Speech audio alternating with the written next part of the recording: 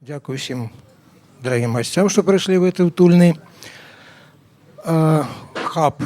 Я так разумею, что не все еще пришли. Самые дорогие гости, напевно, еще затрымливаются, которые будут на мягкой канапе сидеть. Дякую гаспадарам, дякую Артему, который погодился гартать фотоздымки. Ну, может быть, паспрабую адразу адбудавацца на контрасте, калі вы летом были на лекции Ганны Селивончик про спевы традыцыйныя, то тут будет трошки іншае. Это про іншы космос. Лекция Ганны Селивончик была про жаночы космос, а сёння, ну, скорее про мужчынскі, калі таки бывае. Бо это зусім розныя матэрыі, і нават калі мы спрабуем у рамках нейкіх мерапрыемстваў танцавальна-спеўных аб'яднаць разам там абрадавыя спевы і інструментальную музыку традыцыйную, это вельмі цяжка ўдаецца. Як это ўдавалася нашим продкам-сялянам, сказаць складана. Ну вот яны жылі ў такім свеце. Мы живем у фрагментарным падзеленым свеце. Сёння акурат музыкі гучаць будзе даволі мала. То есть вот самае лепшае ўжо, напэўна, прагучала падчас сета, который Антон выканаў. І сама лекцыя будзе не столькі фоназнаўчая, прысвечаная ні гукам, ні гучанню, ні жанрам, ні рэпертуару, і нават не інструментам. Яна будзе скорей такая сацыялагічна-антропалагічная, да? Пытанне пра беларускую інструментальную музыку і вузей ансамблевую музыку сфармуляваная так, як калісьці, здаецца, Мішель Фуко казаў пра галоўнае пытанне ўсіх сацыяльных навук. Галоўнае пытанне ўсіх сацыяльных навук – это что это за клей, который склеивае людзей разам. Ну, па вялікім рахунку, все сацыяльныя даследчыкі з розных бакоў, там, ад палітолагаў да псіхааналітыкаў, там, спрабуюць знайти адказ, что это за клей, который цягне людзей адзін да аднаго і змушае іх ствараць нейкія суполкі, супольнасці, згуртаванні, народы і так далее. В нашем выпадку таксама это пытанне актуальна, это пытанне про тое, што за сацыяльны клей яднаў людзей, которые гралі на музычных інструментах разам, што дазволіла ўтварыцца самому этому феномену беларускі ансамбль, што, конечно, не унікальна для Европы, да, ёсць і у ўсіх наших суседзяў больш у рознай ступені, да, такая з'ява. Тым не менш, беларуская ансамблевая музыка цікавая тым, што это з'ява, которая калісьці з'явілася, і вот практычна на наших вачах яна, напэўна, можна сказаць, знікла. Ніколі у этнаграфічных даследаваннях ніколі нельга сказаць, што яна знікла зусім. Яшчэ пару гадоў таму мы былі перакананы, што аўтэнтычны мужчынскі спеў у Беларусі знік. Ажно вот знайшлі ў Лоеўскім раёне мужчыну старэйшага за мяне на год, который абсалютна аўтэнтычна спявае. То же самое можно сказать про любую заніклую, прапалую, да, фальклорную з'яву. Яна можа аднавіцца, адрадзіцца, захавацца нейкім чынам. Але, конечно, такога багацця і разнастайнасці, которая існавала у ансамблевай музыцы які-небудзь там 40-50 гадоў таму, конечно, мы уже не знойдзем. В этом сэнсе можно сказать, что это феномен уже такі для рэтраспектыўнага агляду, як это было. То бок мы паговорым про тое, што мы ввогуле называем беларускай ансамблевай музыкай, трошечки паслухаем, якія былі варыянты спалучэння інструментаў, паговорым про тое, як гэтыя ансамблі паўставалі. Ну, я пастараюся сваёй балбатнёй вас не загрузіць занадта шмат. На візуальную подложку этой афішы выведзены фотаздымак з наших збораў. Мы з калегамі уже шмат гадоў збіраем фотаздымкі вясковых музыкантаў, маркіруем, наносім на мапу, іх недзе каля 5000 імёнаў мы уже назбіралі. Вот тут як бы прадстаўленыя, яны сімпатычныя, правда, маладыя, это 50-е гады, ще тая мода размалёўваць, так прикольна, это фотаздымкі. Левый крайний персонаж – это скрипач с Клецкого района Иван Крыжевич, по мянушцы Мамай. Ну, потому что вясковыя музыканты вельмі часто мелі мянушкі, і па мянушках іх апазнавалі. прозвішча мог ніхто і не ведаць. А чаму я прапанаваў вынесці, якая была моя тайная ідэя, чаму я вывеў на афішу менавіта гэтага персонажа? Ну, па-першае, Іван Мамай – гэта такая лакальная зорка беларускай інструментальнай музыкі. У 90-х годах быў зняты фільм, вельмі рэдкі фільм пра беларускіх музыкантаў, Рэгіна Гамзовіч і Інна Назіна, быў зняты фільм «Грай, скрыпка, грай», яго пірацкая версія нават недзе мільгацела ў інтэрнэце, можна пашукаць па назве. І адзін з герояў гэтага фільма дакументальна – это самы Іван Крыжэвіч. Мне Іван Крыжэвіч і па фільму, і пасля, калі я атрымаў доступ да запісу размовы з ім, быў цікавы тым, што ён вельмі шмат гаворыць пра сябе і практычна нічога не гаворыць пра той, з якімі музыкантамі ён іграў. Між тым, усё сваё жыццё Іван Крыжэвіч, Іван Мамай іграў з нейкімі музыкантамі. Вот яго першая капэла, которую он скалаціў у 50-х годах, там іграў на вяселлях, да, мы там прозвішча тых людзей не ведаем толькі, што у барабанщика была мянушка Сала, вот так ён і пайшоў у вечнасць з этой вот мянучкай Сала. Пасля ў яго былі іншыя капэлы. І ў той час, калі яго запісвалі для фільма, ён зрабіўся зоркай для свайго раёна, ён ні словам не абмовіўся пра тое, што ён іграў у капэле і зарабляў там. Ну, з аднаго боку, это такая хорошая пазіцыя беларускага вясковага чалавека, который говорит только про что? Нет. Он говорит только про то, про что вы его пытаете. Про то, что вы не пытаете, он вам не говорит. Вот его не пытали, конкретно про неких там еще музыкантов, и он про их и не говорил. Между тем, все уже прошло в капеллах. И мне, знаете, это вельми хорошая метафора этой самой дзіўнай неўлоўнасці самого нашего прадметнага абмеркавання, тому что, калі параўнаць, скажем, с эстрадным музыкантам, рок-музыкантам альбо прафесійным класічным музыкантам, вельмі цяжка сабе ўявіць, да, пазіцыю, калі що кажа, я скрипач, я іграю, а ў якім калектыве пры гэтым не гаворыць. Да. Все яны прывязаны да калектываў, да рок-бэндаў, альбо да эстрадных нейкіх капэлаў, да прафесійных аркестраў. Вот, вясковы музыкант, оказывается, мог дазволіць сабе такую пазіцыю. Многія з іх, асабліва такія высокага ўзроўню, не трымались нейкага аднаго згуртавання, нейкага аднаго складу, весь час выбіралі для сябе зручнае і рабіліся яшчэ больш такімі неўхвытнымі. Немагчыма злавіць іх і немагчыма злавіць этот ансамбль, в котором яны ігралі. А цяпер гэтых ансамбляў увогуле няма, і рэканструяваць эту гісторыю прыходзіцца з вялікімі намаганнямі. Ну, будзем рухацца далей. Зараз будзе невялічкае слайд-шоу, можам включаць яго.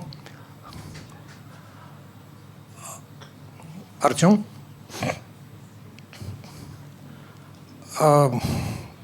Ну, лічыце, што это просто такі вот вкід візуальнай антрапалогіі. Спыняцца на кожным фотаздымку я не бачу патрэбы, хаця можна было б спыніцца на кожным. Это атрыбутаваныя фотаздымкі, можна пагаварыць пра музыкантаў. Мне б хацелася, каб вы просто паспрабавалі для сябе знайсці што-нибудь агульнае паміж гэтымі музыкантамі, потому што мне вельмі цяжка. Самому старому здымку тут больш за 100 гадоў, 16-го года, там, правда, вельмі спецыфічныя музыканты. Это еврейская капэла клезмерская. Это еще, напэўна, было ў тыя часы, калі ніхто не ведаў, што такое клезмерская музыка, бо этого слова не было моднага. А самы свежы, недзе канца 70-х гадоў, ёсць здымкі з людзьмі прыблізна аднаго ўзросту, ёсць здымкі, дзе адзін з удзельнікаў яўна старэйшы за астатніх і спрабуе нейкім чынам прыстасавацца да астатніх. Па інструментах просто. Ну, такая неверагодная разнастайнасць.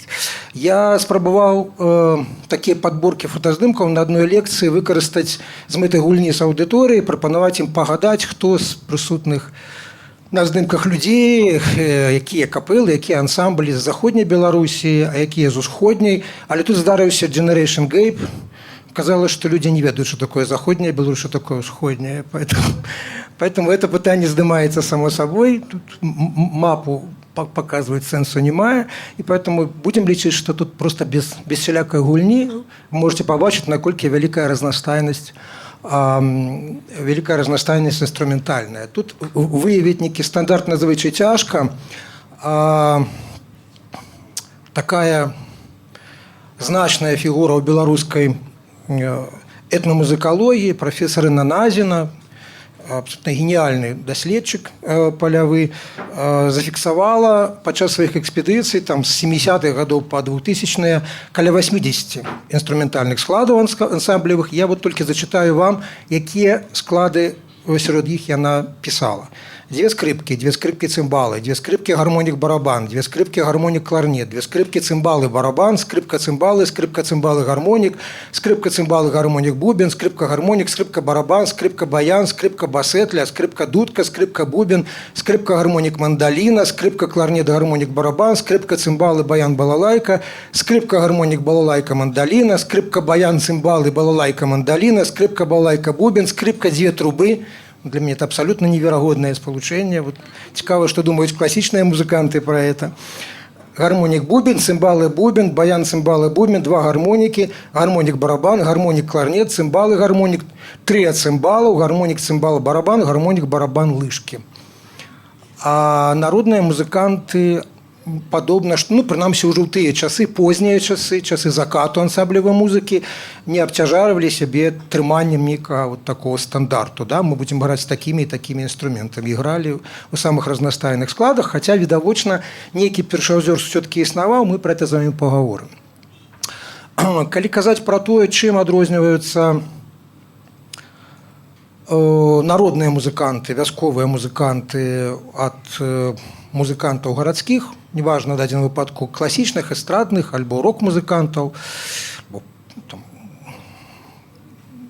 у любых іншых накірунках сучаснай музыкі, то тут можна выкарыстаць пакет крытэрыяў, который выкарыстоўваецца ўвогуле дачыненні да любых такіх фальклорных з'яваў, да, і 3 асноўныя крытэрыі – гэта ў вельмі шырокім сэнсе непрафесійнасць, што прадугледжвае, напрыклад, тое, што гэтыя людзі не ведалі нотнай граматы, не ведалі асноваў дырыжыравання, не ведалі там, дакладных гукарадаў сваіх інструментаў, нідзе не вучылі спецыяльна, там, тым больш па нотах, рэпертуару.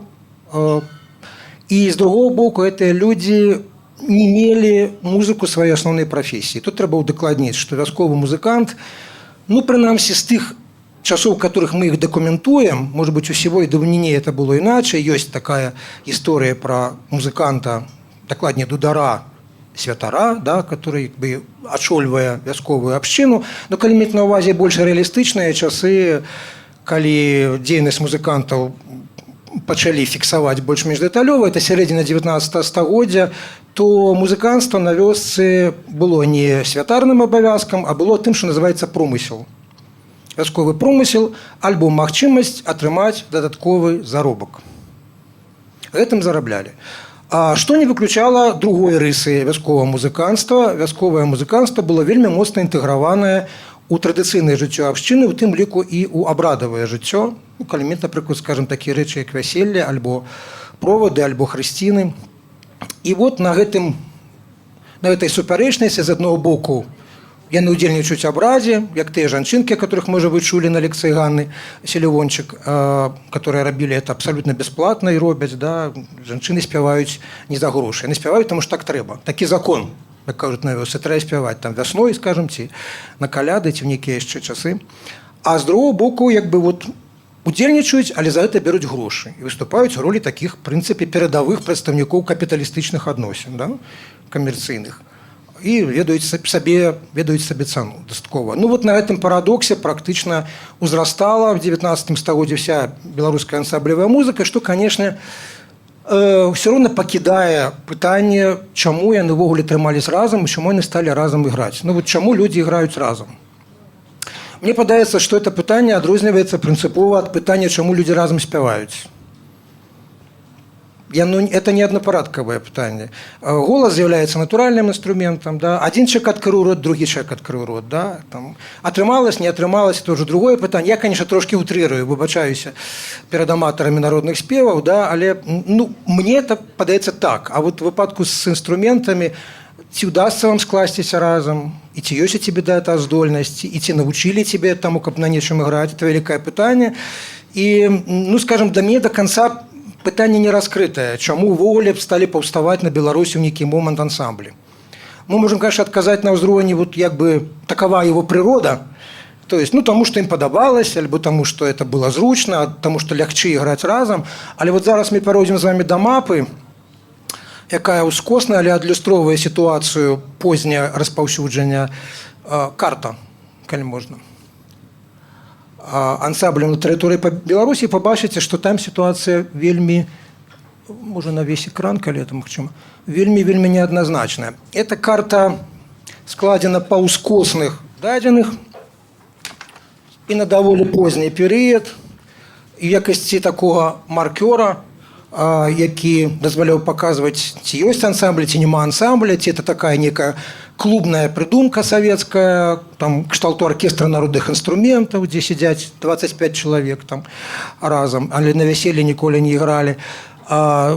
Присутнасць скрипки, поэтому там фигурует скрипка, альбо такі тэрмін, як траістая музыка, але вы не звяртаеце ўвагу на заголовок, просто поглядзіце на гэтыя самыя кропачкі, і вы бачыце, што яны вельмі нераўнамерныя.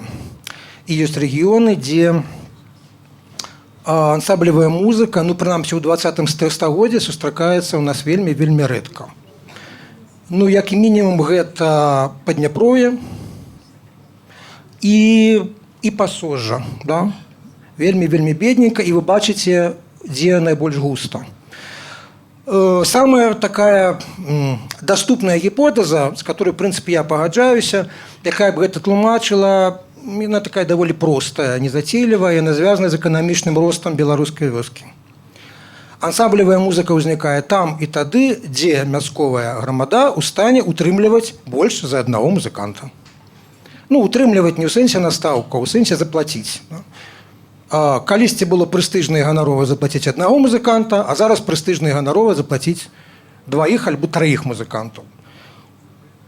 То есть, в принципе, тыя рэгіёны, которые багацелі, маглі дазволіць сабе ансамблю і музыку, і там і насамрэч паўставала. Гэта Віленшчына, альбо заходняя Паазер'я, калі вам больш падабаецца, гэта Панямоння, Гродзенская вобласць, это частка Брэшчыны, которая таксама Панямоння, вверх. Слабей цэнтральная Беларусь, прынамсі, ўжо на 50-е гады, на жаль, хаця на пачатак 20-го стагоддзя таксама вельмі актыўна было, вот, потым пазнікалі гэтыя супольнасці. Вельмі цікава выглядае таксама кавалачак заходняга Палесся, там, дзе Столінскі раён, якраз пасярэдзіне. Чаму я пра гэта ўзгадаў? Таму што гіпотэза пра тое, што людзі збіваюцца разам у ансамблі, таму што им могут за это заплатить, ну, при всей своей циничности она нібыта правдоподобная, гипотеза, але есть некоторые выключения. Есть на этой мапе два региона, где узровень жыцця у канцы 19 і пачатку 20 стагоддзя ажно до конца 20 стагоддзя быў не вельмі высокі. І прычына была ў тым, што там в адным выпадку просто вельмі нізкаўраджайныя глебы, што прымушала людзей масава мужчына адыходзіць у адыходныя промыслы, з'язджаць адтуль, а другі раён это забалочаныя глебы. Так вот, два гэтыя рэгіёны ці мікрараёны спарадзілі неверагодную колькасць ансамбляў. І можна сказаць, што апошнія з іх адыходзілі ўжо на нашых вачах, недзе там у 2000-х гадах. Гэта раён Паставы, Глыбокая, это вот на мяжы, глядзець на мяжу з Літвой і Латвіяй, адначасова вот туды. Да, гэта усходняя частка Віцебскай вобласці. Вельмі бедны край, бедны рэгіён. Ні для земляробства, ні для жывёлагадоўлі, да, і тым не менш, вот, ён спараджае неверагодную колькасць самых розных дынастый, скрипацких, гармонистских ансамбляў, которые там весь час меняются поміж собой, да, и все это на протягу 20-го стагоддзя бурлить, кипить. Есть особная книжка профессора Галины Скарабагатченко, выдадзеная, по-моему, в 80-х годах, которая как раз присвечена этой музыцы Паазер'я, ей можно знайсці. И другие такие регионы, где так само все бурлило неверагодна, прынамсі, пачынаючы з сярэдзіны 20-го стагоддзя, это Столінскі регион. Это вот как раз посередине нашей нижней границы, это крайний усход Брестской области. Так само надзвычай бедный регион. Ну, сёння Столінскі район славуты тым, что там агурковые миллиардеры, да, и еще тым, что там самая великая шчыльнасць насельніцтва у сельских районах, то есть самые великие семьи, и дает там як бы з дэмаграфіяй усё ў парадку, але на сярэдзіну 20 стагоддзя это вельмі бедны рэгіён. Тым не менш вялізная колькасць ансамбляў. І тут я бы сказаў, што это гіпотэза працуе наадварот. То есть калі ў большасці рэгіёнаў дабрабыт правакаваў тое, што людзі, музыканты склейваліся і пачыналі граць разам, то вот в гэтых двух рэгіёнах наадварот беднасць правакавала. То есть людзі шукалі нейкай дадатковай спецыяльнасці, дадатковага адыходнага промысла, у которым яны маглі сабе пракарміць сваю сям'ю. Ну, вот прыблізна так. Іншых гіпотэзаў, на жаль, я вот на сённяшні момант прапанаваць не магу. Шкада Падняпров'я і шкада Пасожжа. Ну, для суцішэння магу сказаць, што і на Падняпров'і, і на Пасожжы вельмі папулярны да сённяшняга дня, дарэчы, папулярны варыянт спалучэння ў гармонік-бубен, асабліва калі на гармоніку грае муж, на бубне грае жонка. Мало того, что это прыгожа, яшчэ яна і кантралюе яго пры гэтым. Ці все страшна задаволеныя. Так што такі варыянт ансамбля, да, там існуе. Але вот калі мець на ўвазе всю эту красоту, которую вы зараз бачылі на слайд-шоу, то ну вот такое практычна там не сустракаецца. Дадайце да гэта яшчэ адсутнасць такой традыцыі фотафіксацыі. Тут вся пафосная фотафіксацыя музыкантаў на вяселлях, это хутчэй заходні рэгіён. Мы вас запросили на вяселле, добра вам заплатілі, мы павінны гэта задокументаваць. І поэтому музыканты становятся... Шукаць такія здымкі у Падняпров'і, ну, марная справа абсолютно. Ну, быў музыкант, ну, іграў музыкант. Хто яго будзе фотаграфировать, кому ён патрэбен, да? Ну, абсолютно нікому не цікава. Там недзе п'яны валяецца, скажем, под лаўкай. Для чаго былі патрэбныя гэтыя капэлы, якія функцыі яны выконвалі? Артём, пераходзім да папочки для чего, как она там называется, наступная наша тэчка.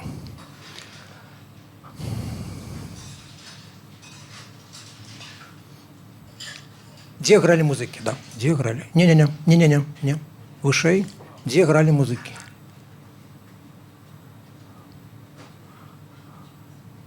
Ага, ну вот, пачынаючы з першай, да. Ну, па-першае, это вяселле, да, это знакамітыя васілішкі, адкуль родам Чэслаў Неман, суперзорка польскага рока.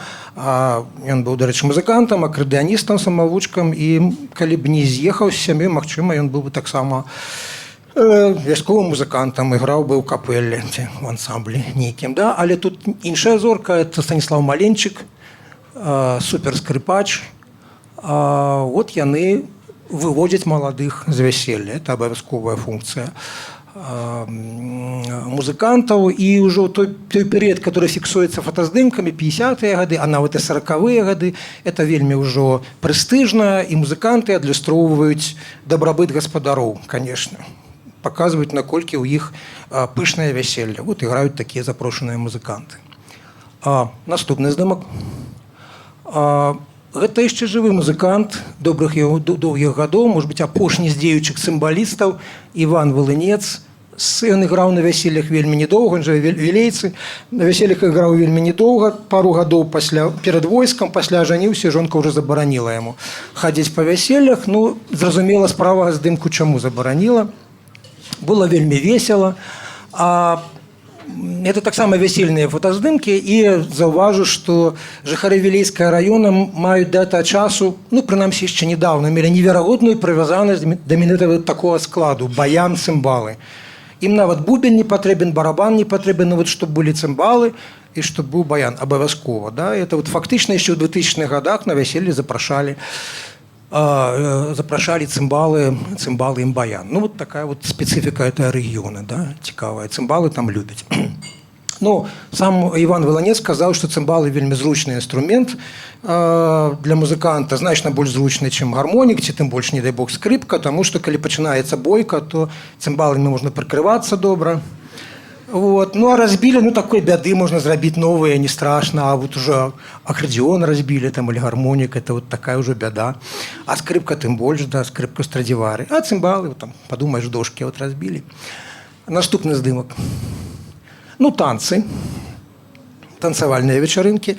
Ну, як правило, асабліва ганаровыя весельные ансамблі, весельные капелы не грали на танцах. Для этого існавалі нейкія іншыя склады, але часам таксама гралі. На вяселле прыходзілася граць, і вот это таксама такая традыцыйная функцыя музыкантаў. Ну, як практыкуючы музыкант, который грае на вечарынках, могу сказаць, што, канешне, ансамблі граць значна лягчэй. І можна гуляцца ва ўсей этой гульні, хто каго перайграе, танцоры ператанцуюць, альбо там музыканты перайграюць. Калі граеш адзін, хочацца ўжо проста хутчэй дабыць і все, давай, і забыцца пра гэта. А калі нас многа, то нам не страшна. Наступны фотаздымак. Нараўленскі раён, родная вёска наша вядомага падарожніка Юрася Жыгамонта, а вёска Антонаў. Гэта што такое? Не. Нет. Это не пахаванне. І цікава, што я бачу эту фотку зусім іншымі вачыма. Ну? Не. Да, это проводы. Папераду едзе машына, здымаюць з машыны. Там існавала яшчэ традыцыя, што кідалі хустачкі, гэтыя маладыя людзі падбіралі хустачкі, которые кідалі іх дзяўчаты ці хтосьці яшчэ. Это проводы, вот злева стаіць капэла мясцовая з вёскі Гажын, і вот яны там кларнет, скрипка і барабан, і вот яны там даюць жару на проводах. Наступная. Тая ж самая капэла, але тут зафіксаваны абсалютна унікальны, калі вы звернеце ўвагу на левы кут, да, унікальны момант проводаў, таксама проводы войска, пад музыку бабуля новабранца выводзіць яго задам з ганка і мусяць абвесці вакол дома. Я ўжо, шчыра кажучы, не помню, не такія спецыялісты ў абрадах, у якім парадку яна мусіць весці, але дакладна ведаю, што мусіла вывесці яго менавіта задам, каб ён вярнуўся таксама вот такім жа чынам, як і ўвайшоў. Да? І это зноў-такі проводы, на которых іграюць музыканты. І што там яшчэ ў нас у этой тэчцы? Все, да? Вельмі добра. Добра, а цяпер мы, можа быць, трошкі паслухаем музыкі. Ну, літаральна пару ўрыўкаў з архіва, музычнага архіва Інны Назінай. І я гэтыя ўрымкі размясціў. Калі патрэбныя каментарыі, я магу каментаваць у парадку таго, як ускладнялася музыка. І вот першы прыклад, который вы пачуеце, это менавіта так то, што называецца траістая музыка. Это яшчэ ніякіх гармонікаў. Уявіце сабе, што не было ніякіх гармонікаў, тым больш нейкіх там яшчэ больш страшных інструментаў.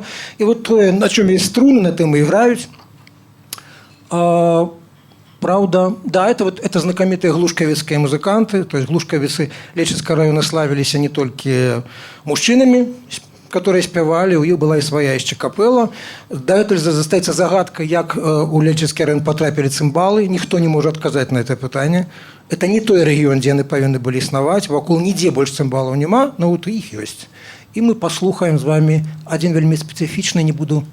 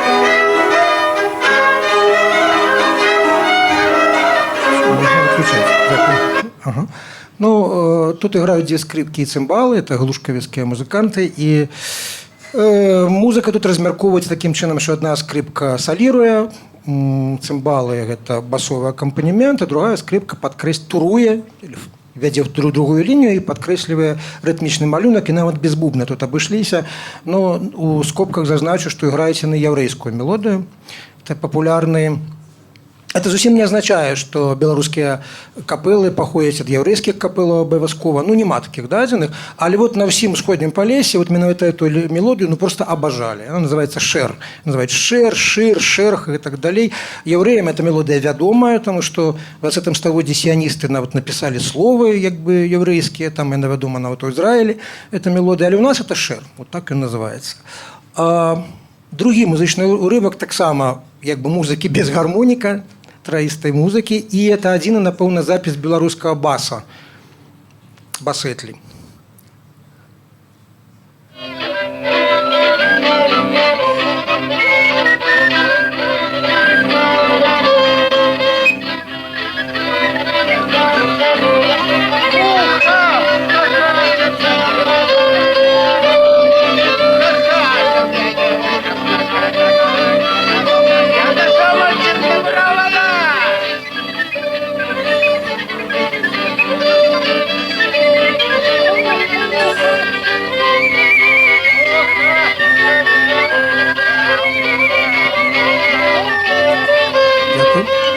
Гэта музыканты з вёскі Ляхавіча Івановскага раёна, і ў час, калі іх запісвалі, яны ўжо ігралі для сябе.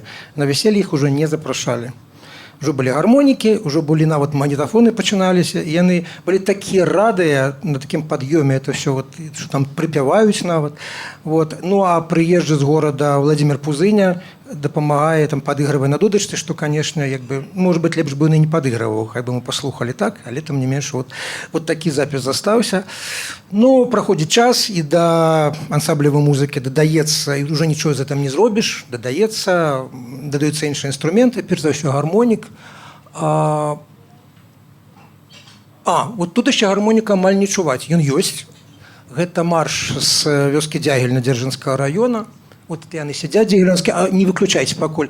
Вельмі цікавы прыклад спробы ансамбляў ва ўсходняй Беларусі, вясковай капэлы ці ансамбля устроіцца ў сістэму культуры агулам. Да, тут сядзяць старыя, замшэлыя, безграмотныя, которые не ведаюць нотнай граматы музыканты, датычыцца і цымбалістаў, і я в косях, конечно, все это беру, музыканты, і вясёлыя, улыбчывыя настаўніцы музычнай школы Дзяржынскай. Да? І вот так адбываецца пераемнасць, і вот так яны злучаюцца паміж сабой, а там на заднім плане хтосьці танцуе.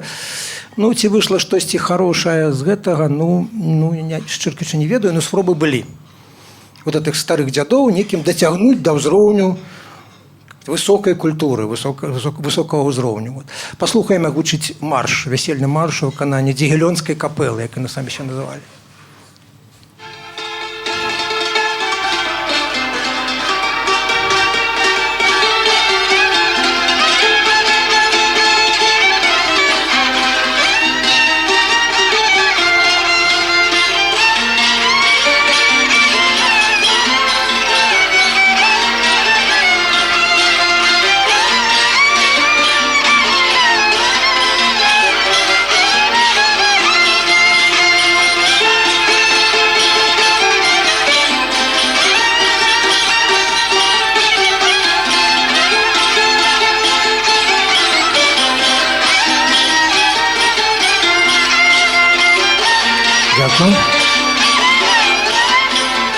Насамрэч, там ёсць гармонік, но мы яго не чуем.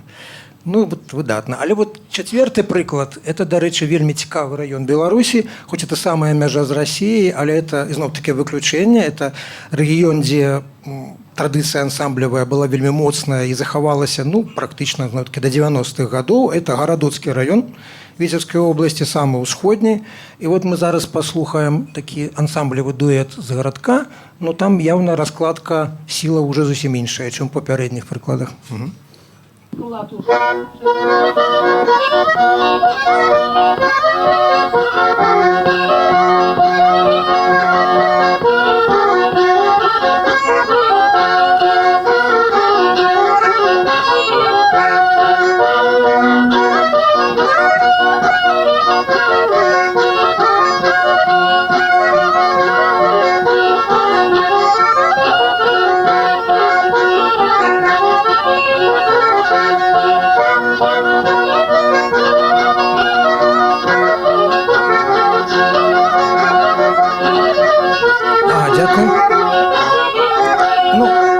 какие инструменты, апрача гармоника, вы почули там? Ну, там есть скрипка. Эта скрипка весь час догоняет. І не може догнати, і спробує собі нейкую адбіць прастору. Да? Скрипач старэйшы на 15 гадоў за гарманіста, і такое ўражанне, нават па размове, которая і на назе на Вылазіме, што ну, яму вельмі хацелася ўдзельнічаць ва ўсім этом. Да? А гарманісту было ўсё роўна. Будзеш ты ўдзельнічаць ці не. Але ў выніку, дарэчы, атрымаўся некепскі запіс, тому што эта мелодия называется расходная. Вот я себе так уяўляю ідэальную расходную. Вот так вот гости расходятся. Один ідзе, другі даганяе, вот нейкім чынам спрабуе яго неяк апярэдзіць. Нешта такое. Але тым не менш відавочна, што тут дамініруе ўжо гармонік. Да? Наступны прыклад гучыць ідэальна, але будьце асцярожныя, таму што гэта ўжо хутчэй за ўсё спроба трошечки лакіраваць фольклор. Это пастаўскі ансамбль, той, з которого пасля вырас это фестываль «Звенят цымбалы и гармоника». Они играют вальс, который называется «Гармошечка». И инструменты там есть и гармоник, и цымбалы, и скрипка, и их чуваць. Але все это уже такое прыглажанае, калі ўсе папярэднія варыянты можна з большай ці меншай ступенню павінны назваць дзікай музыкай. Ну, то есть мы такое в машине слухаць не будем. То вот это уже такое лакированное трошечки. Слухаем вариант вальса.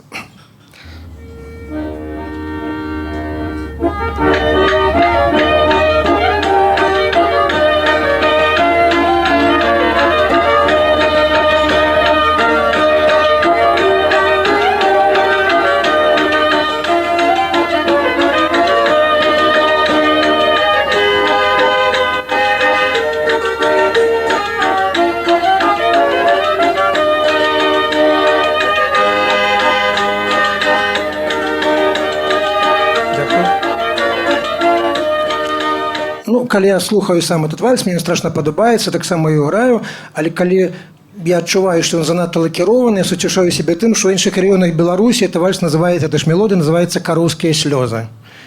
І тады неяк у мяне ўсё ўраўнаважваецца ў галаве. Вот як гармошечка, у мяне не праходзіць, як кароўскія слёзы, вот тое, што трэба. Да? Такі сентыментальны, такі плакацільны трошкі, што называецца.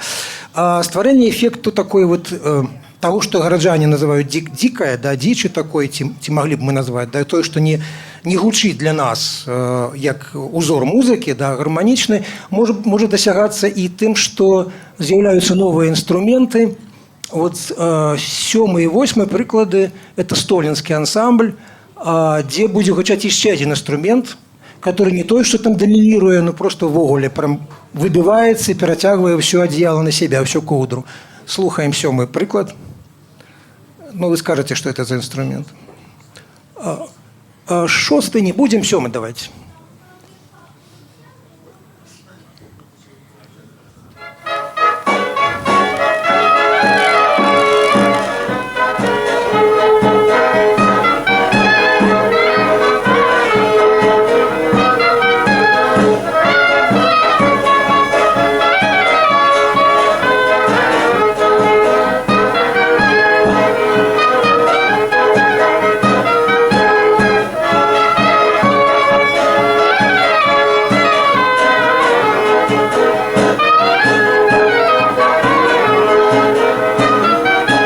Что это за инструмент, который так... Это кларнет, да, это кларнет. Вот есть регионы Беларуси, где до конца не ясно, яким чынам, ці то у Першую сусветную вайну пасля мабілізацыі, ці ў пазнейшыя часы кларнет пранікае вайсковае асяроддзе, людзі пачынаюць нават самаробныя кларнеты, да, на манер фабрычных, і кларнет нейкім чынам упісваецца, вот, дадае некай цікавай такой страсці. Апошні прыклад з той же самай капэлы – гэта не толькі мадыфікаваны набор інструментаў, это яшчэ і фокстрот. Слухаем. Так само столинский рынок.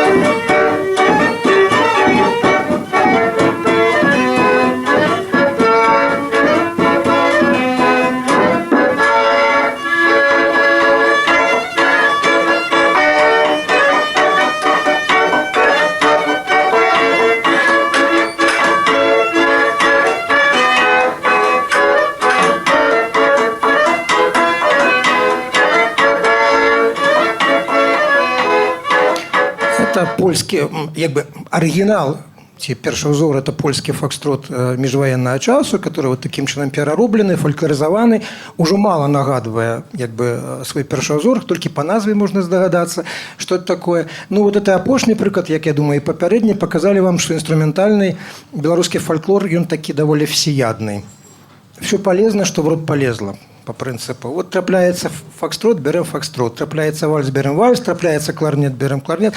Я думаю, что это еще одно адрозненне ад того, як мы сабе уяўляем спеўную традыцыю Беларусі, асабліва абрадавага спеву, ва ўсёй чысціні, незамутнёнасці, да, такой вот архаічнасці. А вот тут абсолютно некая супраціўнасць архаіцы. Да? Вот мы весь час спазняемся ў параўнанні з горадам, але спрабуем яго нейкім чынам дагнаць, да?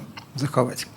А цяпер прапаную паговорыць пра пытанне, адкуль гэтыя вясковыя музыканты браліся ў ансамблях, як увогуле адбывалася вот адзін з элементаў клея, который іх склейваў. Да, першае другое фото это вельмі шчаслівы збег абставінаў. Мы маем фото адной і той жа капэлы, аднаго і той жа ансамбля з разбежкай у некалькі дзесяткаў гадоў.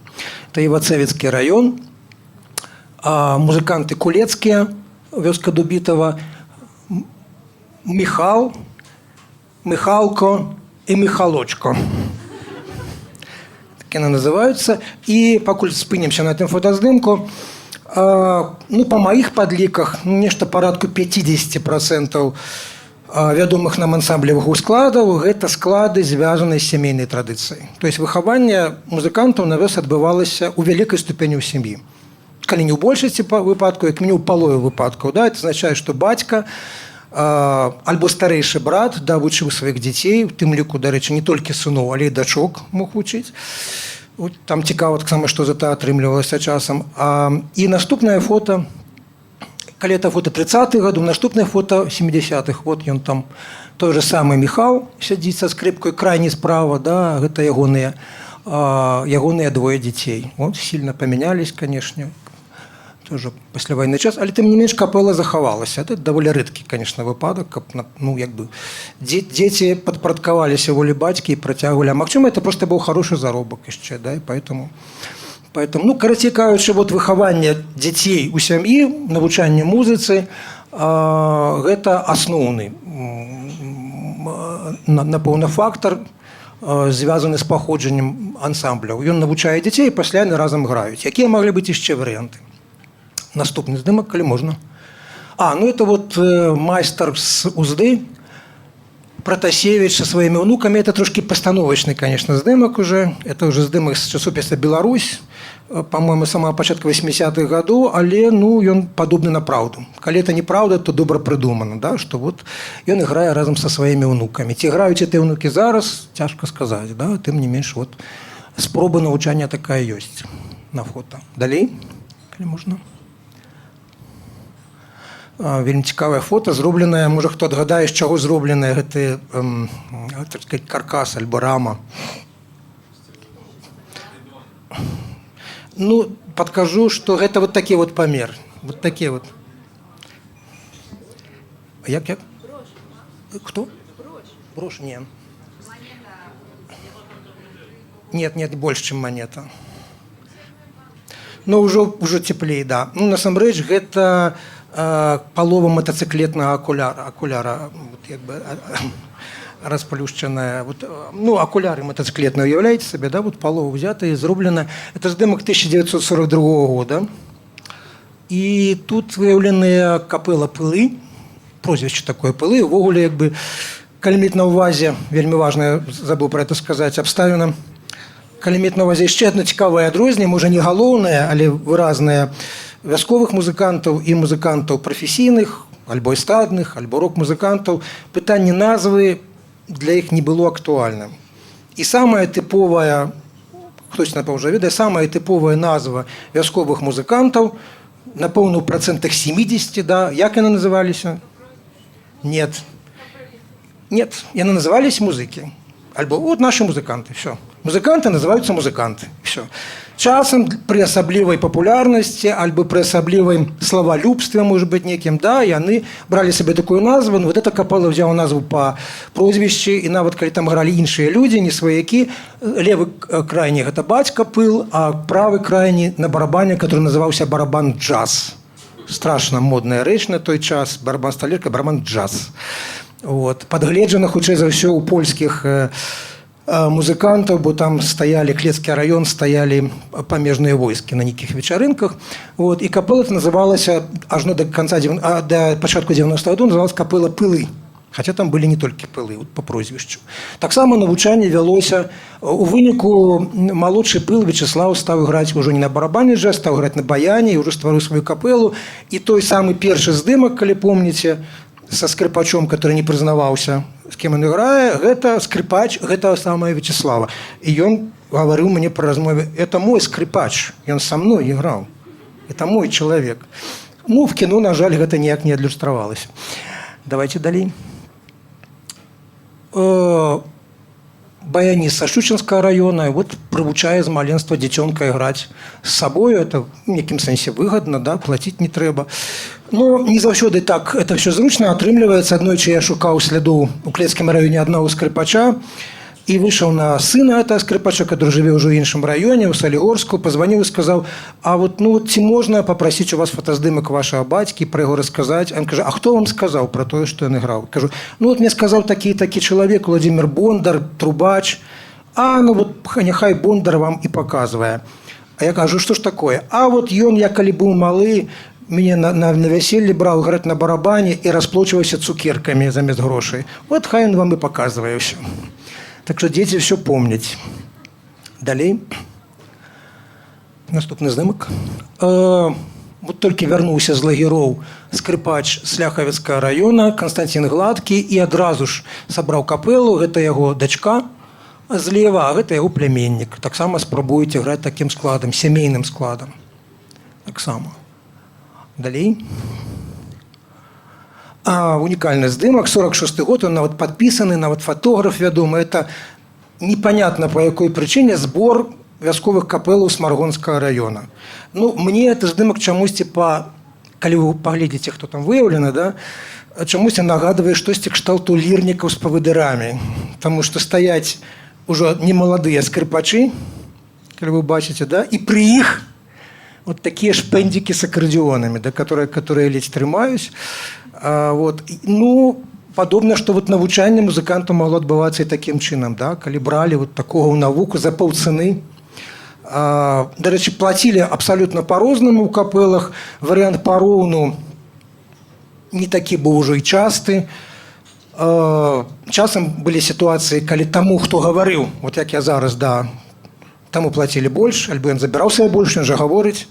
А тыя, хто толькі ігралі, тыя атрымлівалі адпаведна менш. Да? Часам кіраўнік ансамбля забіраў палову, а астатняе дзяліў на астатніх. Часам бывала, што і па паловы, а агульнага правіла не было пры гэтым. Далей, наступны здымак.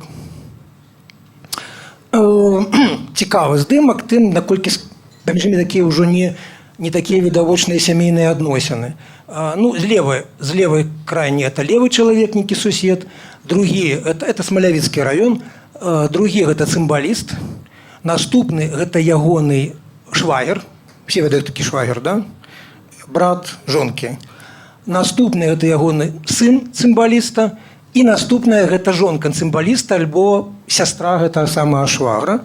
Гэты здымак цікавы, апрача таго, як тут больш складаным чынам мадэляваліся сямейныя адносіны, да, і адбіваліся ў гурце. Ясна, што яны таксама наймаліся на вяселлі, ігралі. Тут цікава яшчэ роля жанчыны. Ну, такая вот. Это мужчынскі свет. Разумееце, тут як бы жанчына для смеху сядзіць, яна, по-моему, бутэлькай, да, бутэлькай па праніку там вот падыгрывае. Ну, вот таксама заслужылася, да. Наступны здымак. Здымак з Нараўлянскага раёна таксама унікальны, таму што дзеянне адбываецца ў лазні мясцовай, калгаснай лазні. Хітрыя мужыкі, ужо не такія і маладыя, сярод іх ужо і нармальныя 30 гадоў, 5, вырашылі забацаць духавы аркестр, потому што это модна, маладзёжна. Да, і яны, значыць, ідуць у калгасную контору и говорят: купите нам инструменты, мы будем играть на 1 мая на этих инструментах. Значит, им купляют инструменты, и они играют там 2 раза на год на праздниках, весь астатні час они зарабляют, при этом никто из них не ведает нотной грамоты, и они не вельми добра ведают, як увогуле играть, покуль не з'является кларнетист, который пришел ці то з войска, ці то з лагероў, як бы ўжо ведаючы як граць на кларнете, и вот у лазні ён сядзіць і паказвае ім, як бы это не пастаноўка, это вот хтосьці іх зазняў, як трэба правільна іграць, там, где трэба пачынаць, где трэба заканчваць, да, і так далее. Ну, складаная навука. Наступны здымак. Здымак цікавы з самых розных прычынаў, асабліва, калі паглядзець на крайняга левого чалавека і крайняга правого. Крайний левый – это капелла, не капелла, ансамбль, не ансамбль, ну, напомню, может, оркестр, не оркестр, з вёскі Лань Нясвіжского района. Иван Буглай, крайний левый – это человек, который еще застав живых радзівілаў и хвалился при записи у Інны Назіўнай, что он играл у палацы радзівілаў. Вот они их запрашали, и они там играли свою скрыповую музыку, нешта. Вот так. Радзівілам было цікава паглядзець, што мужыкі іграюць. Да? А крайні права – гэта ўжо навучаны музыкант з Нясвіжа, і яго, уласна кажучы, і запрасілі у гэты дзіўны зборны ансамбль, таму што ён ведаў нотную грамоту. Толькі поэтому. І ён мог асвоіць неяк хутчэй, чым яны нейкія новыя патрабаванні, новыя модныя танцы, да? Нават захаваліся ягоныя запісы, апошні здымак у этой тэчцы. Щелкаем. Вот. Гапак. И что там далее написано, я уже не ведаю. Баритак, баритон. Вот. Вот это вот специально запрошенный аккордеонист з Нясвіжа вот свою функцию выконваў, ён им там нешта расписывал, альбо сабе расписывал, потом им рассказывал, да, как это все правильно трэба играть. Так что такой вариант так само был. Люди, которые хотели заставаться на хвале, спробовали подстроиться под городскую моду и спробовали со слухачоў ператварыцца у неким чынам у нотнікаў. Да? Хотя объективно, кажучы, большасць з іх так и померла, не ведаючы нотной грамоты, при этом многие из них были просто высококлассными музыкантами. Ну вот про... Ага, апошні все-таки есть. Давайте это апошні. Но это самый маловядомый, малопопулярный склад вяскового ансамбля, але это реальный ансамбль. Но вот недавно мне подтвердила знакомая музыкантка, что на фоце опознали люди из Молодеченского района, этих людей, которые играли на веселье. Мне поверить было тяжко, потому что это муж и жонка. Ну, я думаю, ці трэба тлумачыць, чаму это малаверагодны сцэнар для ансамбля. Там ігранне на веселье мужика і жонкі. Трэба тлумачыць. Ну, а хто, як там анекдоце, а хто застаўся вартаваць лаўку? А хто на гаспадарцы застаецца? А хто будзе карміць свіней і карову, да, калі вы будете гуляць па вяселлях? Уважайце, калі ласка, што гэты свет вясковых ансамбляў не толькі мужчынскі, ён яшчэ і вандроўны. Это люди, которые запрагаюцца па тыднях, адсутнічаць дома, да, адсутнічаюць, жонкі іх прыкрываюць, адпрацоўваюць трудадні, да, там, пасуць гусей, як у выпадку са скрыпачом Мамаем. То есть кожны раз кажуць, вот муж выйшаў, толькі што выйшаў, зараз вернецца, прыйдзе, вот яго зараз няма. Да. А ў сітуацыі, калі па вяселлях шастаюць і муж і жонка, ну, ні пра якую гаспадарку гаворкі не ідзе. Ну, падобна, што гэтыя двое ясінскія, Пётр Ясінскі, цымбаліст з вёскі Куранец, з мястэчка Куранец, жонка, напэўна, вельмі моцна любілі адзін аднаго, таму што калі запрашалі яго, ён казаў: я прыйду з жонкай, мы будзем граць з жонкай удваіх. Так што такі варыянт таксама магчымы, хаця ён вельмі нетыповы. Добра. І, напэўна, апошняе, пра што я гавару, наступная апошняя наша тэчка, пра што я хацеў пагаварыць, тому што мне папярэдзілі, што пасля гадзіны слухання людзі стамляюцца. Але мне папярэдзілі, позна. Гэта пра вот гэтыя мае заяўкі наконт мужчынскага свету. Да? Беларуская інструментальная музыка вясковая – это сапраўды мужчынскі свет. І сустрэць у гэтым свеце в 19-м, нават 20-м стагоддзі жанчына вельмі складана, і чым больш занепадае гэты сусвет, тым жанчыны там з'яўляюцца часцей. Это правда. И они приходят на место, которые вызволяются от мужчин. Вельми мало есть прикладов. Мне удалось персонально вельми мало знайсці прикладов, где на неких больш-менш значных ролях у ансамблях Протягом 20 стагоддзя ў народных ансамблях выступалі жанчыны. Ну, вот зараз я некалькі з іх покажу. Апошняя наша тэчка, Артём Гендер, которая называется «Скандально».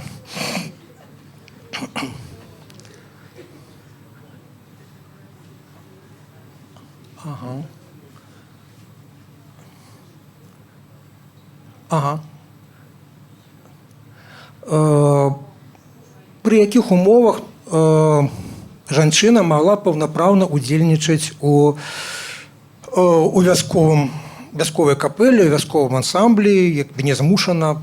Ну, тут Беларусь, дарэчы, не стварае выключэння. Польскі даследчык Анджэй Беньковскі таксама шмат часу прысвяціў апісанню таго, як жанчыны ўдзельнічалі ў музыцы, у вясковай, да, і прыйшоў да такіх жа высноваў, да которых магу прыйсці і я, што вельмі спецыфічны статус. Альбо гэта немаладая пажылая жанчына, як гэтая цымбалістка Юзефа Бохан, альбо Боханіха з вёскі Дзягельна Дзяржынскага района. Вот яна ездзіць па вяселлях. Яна ўжо бабуля, яна ўжо не маладая, яна можа сабе это дазволіць, ёй не страшна, да яе ніхто чапляцца не будзе на вяселле. Это вельмі важны момант. Зараз мы, может быть, про это не думаем, да, але это вельмі важный момант. Яе в дадзеным выпадку гарантыяй яе недатыкальнасці з'яўляецца яе ўзрост. Яна стала іграць на вяселлях, уже будучы не вельмі маладой. У іншых сітуацыях, шчоўкаем далей, гэта можа быць добры патрон, які гарантуе недатыкальнай жанчыне. Да? Это бацька, это старэйшы брат, можа быць, пры такіх умовах. Ну, про муж, як я уже казаў, это рэдкасць. Даволі трагічны персонаж з вёскі Дамарацкія, Клецкага района, Лізія Дамарацкая. Яна іграла разам са сваімі стрэечнымі братамі на скрыпцы, то есть она была вядучым музыкантам ансамбля, который так и называўся «Дамарацкая музыка», потому что они все были по прозвищу Дамарацкія. А Лідія была як бы таким спецыфічным статусе. Яна мела дзіця пасля вайны, не была замужам. З аднаго боку, яе тыя стрэечныя браты як бы прыкрывалі, апекаваліся ёй, не дазвалялі вясельным гасцям ніякіх, так сказать, вольнасцяў ў дачыне да яе. Тым не менш, жыццё надзвычай драматычнае, і у Клецкім раёне дагэтуль могуць апісаць як бы сам неверагодных там фарбах жыццё Лідіі Дамарацкай. Ёсць яшчэ адна фотка яе. Наступны, калі ласка, Артём. Ну вот твар чалавека побач з ёй знік невыпадкова. Там, безумоўна, быў раман унутры этой капэлы, да, і это адрэзана нажніцамі просто, як бы такое. І мы ведаем, хто быў гэты акардэаніст, тым не менш, вот там так все складана адбывалася, в том сэнсе падобна, што ў вясковых капэлах, як на караблі, таксама там прысутнасць жанчыны выклікала трывожнасць. А наступны здымак. Ну, это уже з іншага зусім калінкору, скрипачка Ефрасіня Михайлова. Мы не ведаем дакладна, ці яна іграла ў маладосці на вяселлях. Яе адкрылі мінскія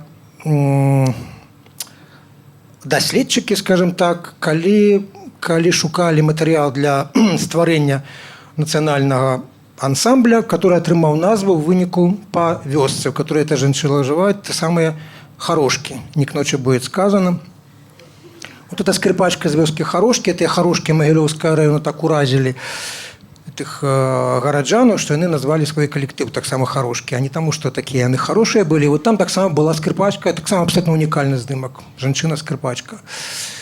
І на гэтым апошні, напэўна, здымак, это на кантрасце. Ну, калі вы хочаце знайсці вясковую капэлу зараз, прям сходу сеўшы ў машыну і паехаўшы, значыць, куды-нибудь на поўнач, на поўдзень ад Мінска. Это з Пінскага района, вельмі папулярная, дарэчы, капэла. Ну, это пераважна жанчыны зараз. І ну, яшчэ адна адметнасць, которую не магу я утрымацца, гэта строі, да. Аўтэнтычныя музыканты, як правіла, не надзявалі ніякіх строяў. Яны стараліся выглядаць прыгожа, это азначае так, як вясельныя госці. Калі вясельныя госці ў смокінгу, то яны сабе шукалі таксама пінжак. Да? Калі вясельныя госці ў нагавіцах, то яны галіфы адзявалі якія-небудзь там. Калі вясельныя госці ў чаравіках, то гэтыя боты хаця б адзелі. Да? Ну, вышываных, нейкіх там складаных рэчаў, тым больш такіх канструкцый на галаве у вясковых музыкантаў не было. Ну, але гэта вот нейкім сэнсе вот такое вот натуральное развитие. Коли из этой сферы, с этой профессии сыходят мужчины, ну, приходят женщины, кому-то треба нести эту важную миссию. Вот на этой оптимистичной ноте я, напомню, на сегодня заканчиваю. Дякую. Магчыма, есть... Я думаю, что у нас есть еще 5 хвилин плюс для некого обмеркования, для питания в зале, коли ласка, с задоволением постараюсь отказать. На штосьці, што я, можа быць, не ўцямна. Ну, калі ласка. Колькі часу вы потратили на то, каб пошукати інформацію, подиктувати, з яких клінік, так, ви шукали всю інформацію?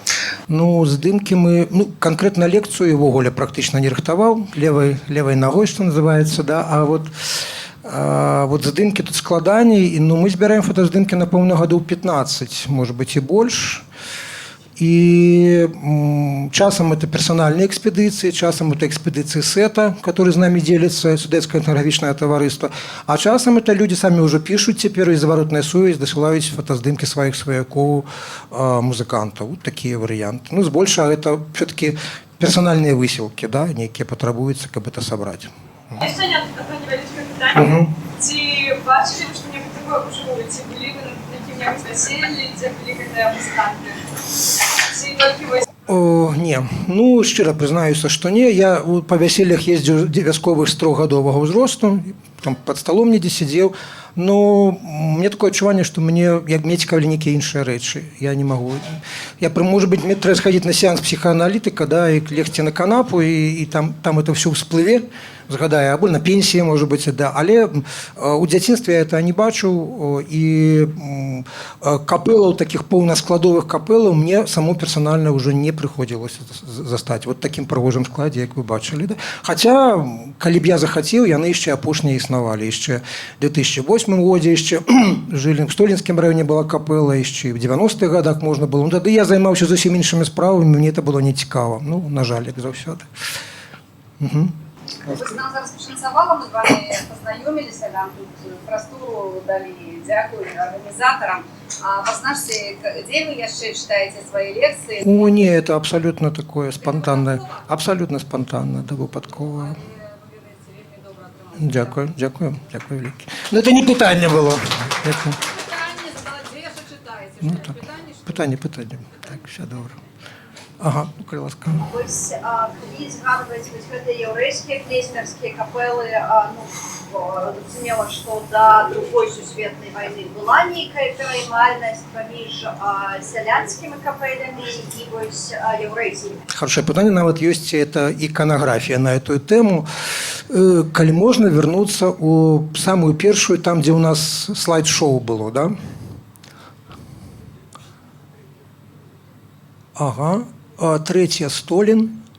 Ну, давайте просто пирогу. Не, далей. Опс. Абсолютно уникальный здымок. Як правило, белорусы с евреями не играли. Часам пераймалі рэпертуар, часам ведалі пра існаванне іх, да, але знайсці здымак, это не толькі, дарэчы, у беларусаў. У палякаў падобная сітуацыя. Знайдзі здымак, дзе евреі і беларусы іграюць разам, да, ну, практычна немагчыма. У меня есть даволі простае тлумачэнне, это вельмі закрытыя супольнасці былі музыканцкія. Мало того, што этнічныя супольнасці даволі закрытыя, а это яшчэ ўдвая закрытыя, больш чужых не бяром. Бярем толькі сваіх. І вот этот здымак са Столінскага раёна, з Горані, самая мяжа з Украінай, тут ёсць як мінімум один еврей і один беларус, астатнія мы не ведаем, хто яны такія, да? Але это 30-е гады. То есть такие варианты были, але вельмі рэдкія. Поэтому яны, на жаль, не пацвярджаюць ніякай гіпотэзы і нічого. Кажуць, што ва Ўкраіне такіх прыкладаў значна больш варыянтаў. У нас вот яны адзінкавыя прыклады. Перайманне рэпертуару вельмі актыўнае, хутчэй за ўсе перайманне інструментаў таксама актыўныя, але на ўзроўні персанальным даволі закрыта. Не, у вас сваё, у нас сваё. Калі ласка, Анна. Што з перкусіяй? Ці лічыліся начи паўнавартаснымі музыкамі? Ці была адрозненне паміж джаз-барабанам і бубнам у плане таго, колькі людзі заплоціць, напрыклад? І у мяне асабіста склалося таке враження, що жанчини, один інструмент, якого їм досяжно, це, в принципі, бубен, тому що бубничі музиками не лічилися, і це все ж таки не було таким непростим. Ну, якби все так, мне падаецца і так, і не так адначасова. У тым сэнсе, што на вяселле жанчын бубначоў все роўна не запрашалі. Прасцей было даць бубен якому-нибудь мужику і паставіць кілішак гарэлкі, дай яму, і ён будзе табе весь вечар барабаніць. Як бы за гэта. Ну, калі гарэлка была дарагою і маладаступнай, былі такія часы, не паверыце. А вот на танцах, да. Калі ваше пытанне пра танцы, да, просто попросить якую-нибудь девку, каб она села і падбарабаніла. Да, бубначы ў беларускай традыцыі не лічыліся паўнавартаснымі музыкантамі. Музыканты граюць, а барабанщики подбивают. Это не игра. В этом сенсе это еще одно, до речі, адрозненне от професійной музыки, где у професійных складах, неважно, классичных ці рок-складах, барабанщик – это там ключевой персонаж, да, там за его трымаются, страшно его стратить. У вясковых ансамблях не боялись его стратить. Поэтому опознать барабанщика на здымку практично немагчыма, з аднаго боку, потому что мы играли там, сотні іх было.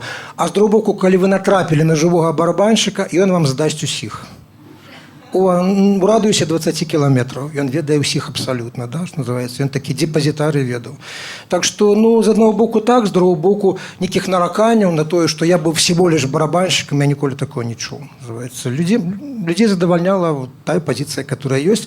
Што датычыцца жанчын, да, ну, на жаль, вот такая сітуацыя. Хутчэй вот доступны такі інструмент быў.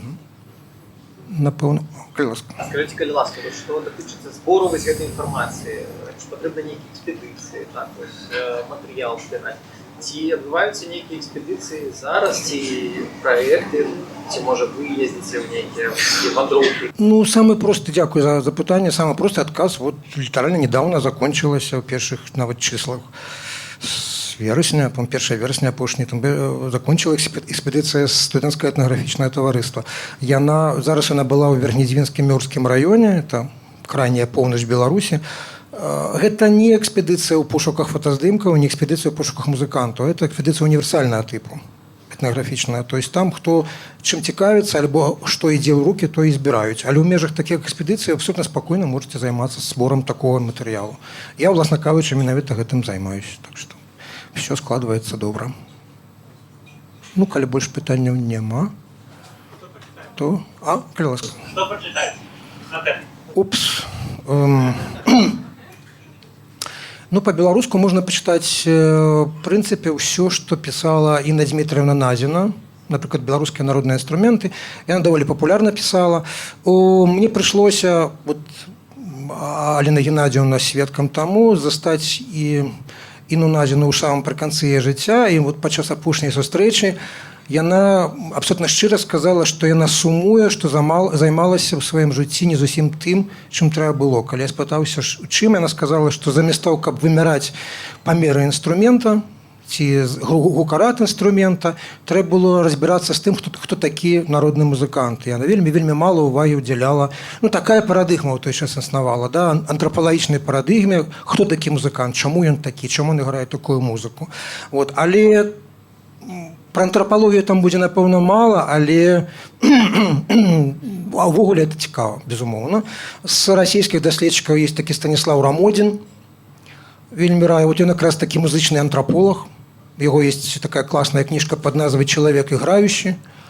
Вельмі рэкамендую. Мне здаецца, яна ёсць у PDF в інтэрнэце, можна знайсці. Для тых, хто чытае па-польску, любыя кніжкі Анджэя Беньковскага пра музыкантаў, это аматар, такі ж, як я, ён профессор Академии мастацтва, который там палову свайго жыцця прысвяціў даследаванню музыкантаў народных. Любыя яго кніжкі цікавыя, ну, толькі што не перакладзеныя, варта было перакласці па-беларуску нейкім чынам. Ну, вот такія першыя навскідку, которые прыходзяць в галаву. Кніжка, которую я згадаў, Галіны Скарабагатченка, «Інструментальная музыка беларускага паазір'я». Таксама вельмі раю. Там, правда, вельмі шмат нотаў усялякіх, ну, вот ноты можна пропускаць і чытаць, што расказваецца пра саміх музыкантаў. Алексей, а еще питание, а вы как музыка, что ближе до вас, играть и все, и где можно вас почуть? Ну, где танцы, там я, где фест, там я ест, знаете, такое кажуть. Ну, что вы сами больше любите играть, что ближе до вас? В смысле, какую музыку? Ну, чтобы всем было понятно, не аранжированный танцевальный фолк. Да? Ну, вот так могу отказать. Ну, больше ніякої інтриги тут больше нема. От. Не знаю, може бути нека подкавырка ваше питання у тим, що там, що чому допомагає, ці допомагає якби той, що я граю на інструменті, народну музику у некім дослідженні, ну, допомагає, безумовно, да. І більше того, можу сказати, що я почав займатися дослідженням ансамблю тільки тому, що мені самому подобається грати в ансамблі. Описание, вы учились играть в музыку? В музикальній школі. Опустимо цей момент.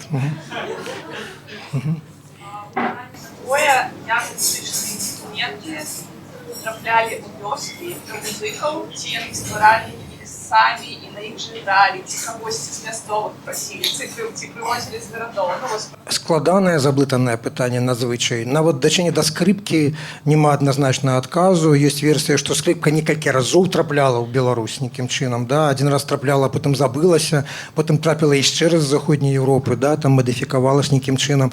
Пра цымбалы, ну, ёсць версія, што праз жыдоўскую музыку цымбалы прыйшлі. Ну, таких дакладных дакументальных пацверджанняў няма. Кларнеты дакладна праз войска прыйшлі. Вот тут можна быць пэўненым, да, пра вайсковыя.